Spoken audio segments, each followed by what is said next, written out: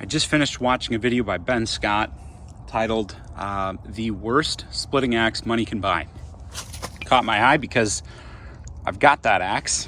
It was sitting out in my woodshed, and I actually have its little brother too. Both HB splitting axe patterns. Had them for a while. I really don't use them all that much, to be honest. And one of the reasons is, just like Ben mentioned in his videos, that is not much of a wedge. Really not much of a wedge. You can see on the cheeks they tried to make a proud spot there, make kind of a wedge. And I can tell that the idea is when you split in the wood, this is going to kind of act like the bevels on a jersey pattern. It's going to prevent too much contact between the wood and the head so that it doesn't stick. But, you know, it's so rectangular and it's so thin that I find pretty much all it does is stick. And the other thing too is it kind of acts like a screw. Once you put that head in the log, it wants to continue this way, and it almost pulls your handle into the wood, which is not as easy to do with a Tasmanian pattern. You know, that doesn't have quite the same pull. And between the two axes, I'll put them side by side. Between the two axes, you know, you look at how much different that is. If this pulls into the wood, you've got all of this toe down here, heel down here rather, that is going to block that handle from getting hit too bad. So it's a very unforgiving axe pattern. But enough talk. I just wanted to see. I never split axe to axe. I want to see if it really makes a difference to somebody who's just trying to get some firewood to throw in the wood stove. So let's give it a test.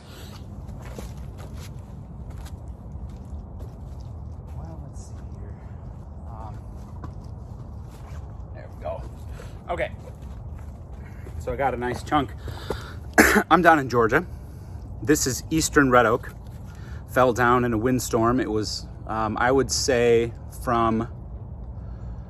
probably an 80-foot tall tree. So lots of wood in there. Bucked it up about a week ago, split it on site, and then brought it home. So it's good solid wood. It rained last night, so everything's a little wet, but this axe here, this Husky 4-pound, this is what I've probably split about 1.5 cords of wood with so far. So you can see, look at the difference there. The Husky is probably 2, maybe 3 times wider. So I've had no problems with this Husky. It doesn't stick. It's got a nice big wedge. So this is just for purposes of maybe establishing a control. So let's see.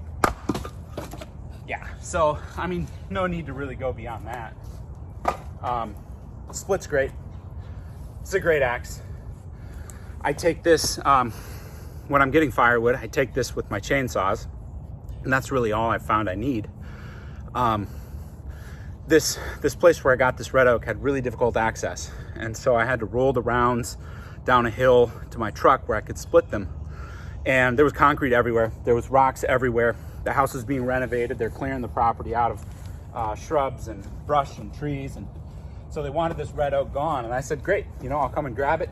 But man, you could hardly avoid putting your axe in something hard.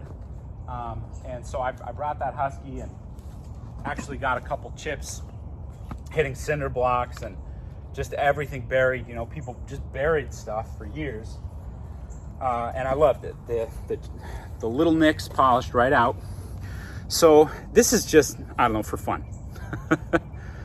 I bought this Kelly. It's a Kelly Works Champion double bit.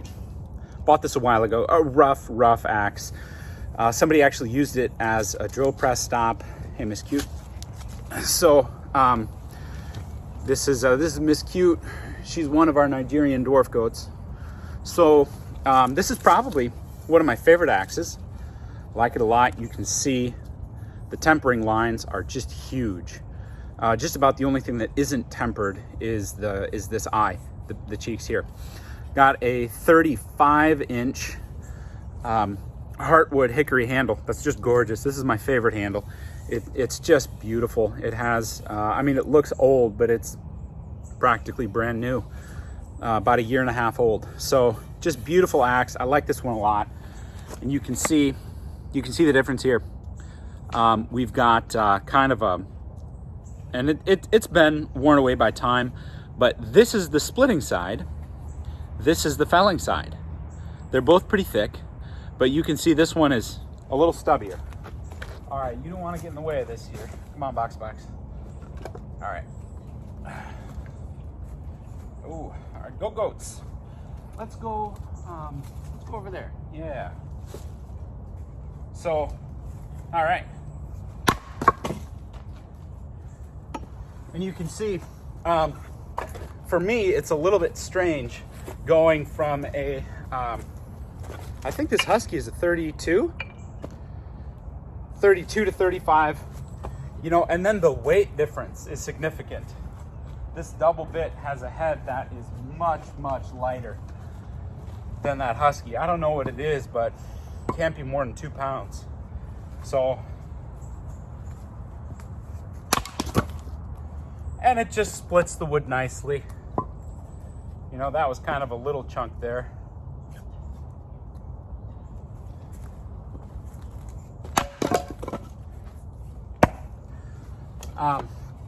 Beautiful wood. Beautiful wood. The rounds were so big that when I was splitting it up, I found out I was popping, it was quarter-sawn red oak out of it. And the rounds were probably 3.5 feet across, down closer to the base of the tree. They were just huge. And every third swing I was getting nice big quarter-sawn chunks out. And so I'm planing up a couple of those and I'm gonna do something with them. This has a knot in it. So I'm just gonna see how that double bit does. Has a nice big knot. I don't know how far in it goes, but that's not gonna be an easy piece to split. So, okay. And I'm gonna go right through the round there. Piece of concrete. So, really no problems here with this double bit. You can get a lot of leverage on it. If I can avoid killing myself on all this. All right. So, yeah, no problems here. I'll switch to the Helco.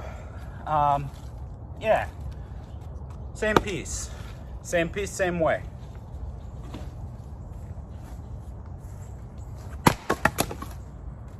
So, yeah, no problems there. Oh man, that is sticky though.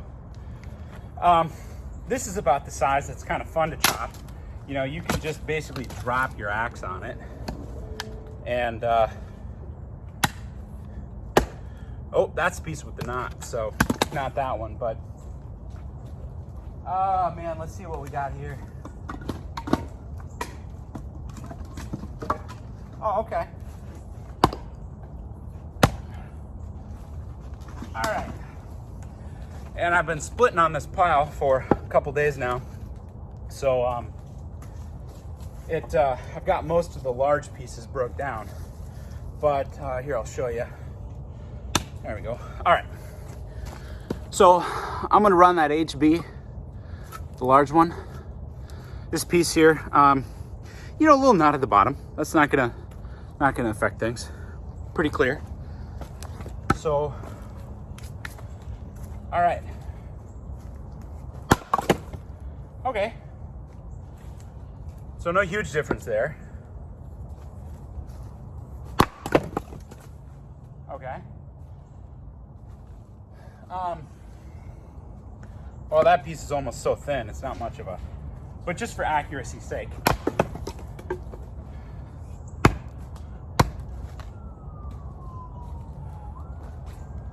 Got to get a nice big piece here.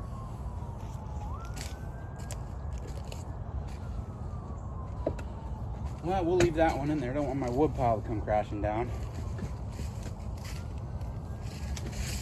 And you know, I wish I had just a nice big gnarly piece of red oak for you, but I'm pretty much down to splits out of a round.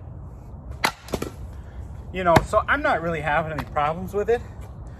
You know, one of the things that I wondered, and I commented this on Ben's video, I wondered if, I mean, this pattern, things don't last as long as this pattern has lasted if they don't serve a purpose. You know, several hundred years ago, steel was, I mean, it was almost mythical, especially up in the Scandinavian regions. I mean, if you were a blacksmith, you were highly valued, and you had what a lot of people considered to be sacred knowledge. And so you weren't just going to go and use that knowledge to design something that was crappy, that didn't work. And so my thought was, you know, maybe this axe served a purpose up north there. The type of wood that they had, or the method that they used for splitting. Maybe they needed it to be a dual purpose axe for splitting and felling. You know, I don't know. I mean, you could conceivably use that for felling, and it, you know, it wouldn't be the most efficient axe in the world. Him is cute. But you could get it done. So I don't know. For me, there has to be a reason. But I'm gonna go and I'm gonna find a couple of larger pieces of that oak here, and Miss Cute's gonna keep you company.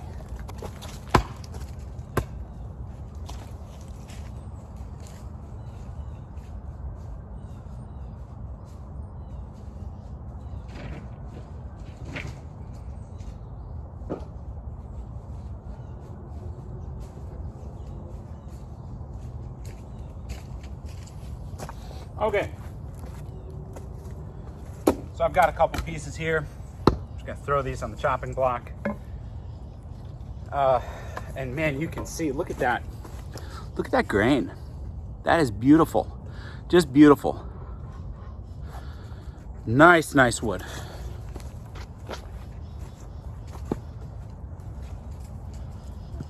All right, again, HB splitting axe. Hey, chickens. So, I mean, yeah. And this is what I was talking about. See guys, look at this. Look at this piece. That's what they call quarter-sawn. Right there. I'm just swinging an axe. You look at that vertical grain here. So when I do get a piece like this, I've got a little planer, and I take an axe, maybe I'll make a video on this later, and I flatten the wood as much as possible, and then I run it through a surface planer, and it's beautiful. It's just absolutely beautiful wood. So you look at that, quarter sawn, quarter chopped, starting a new thing.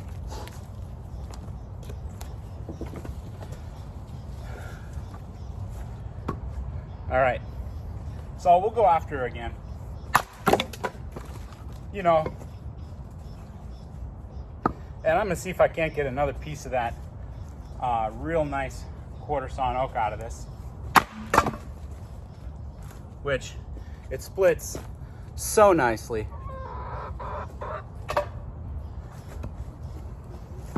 Let's see. All right, we'll test my accuracy on this one.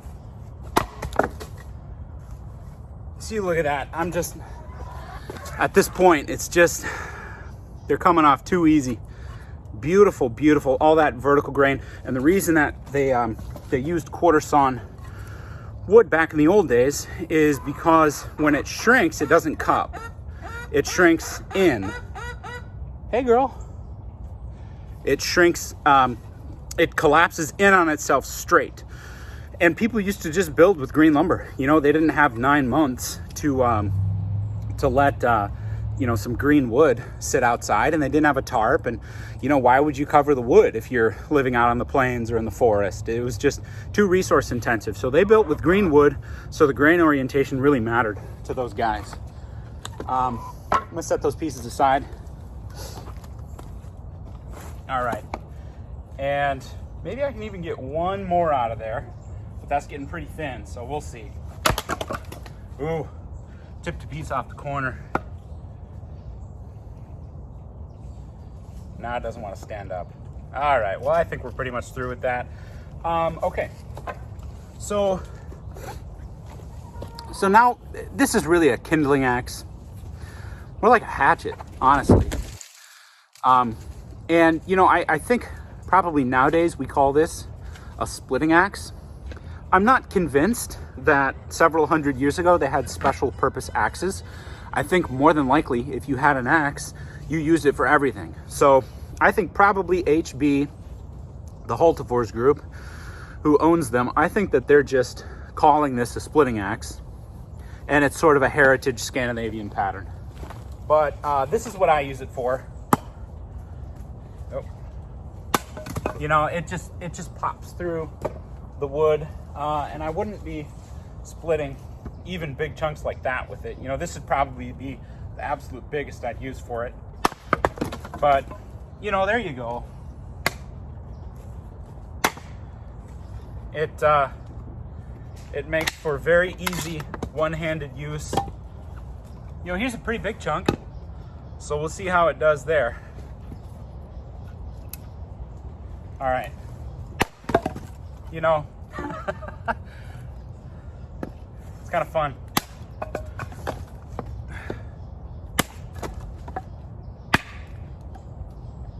And you can kind of choke up on it and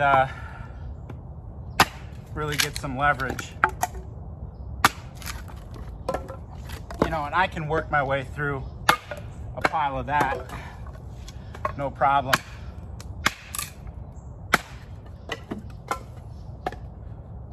You know, I'm pretty efficient with it. Ooh. Some of these pieces are getting pretty small. But that's what you want when you're doing a fire.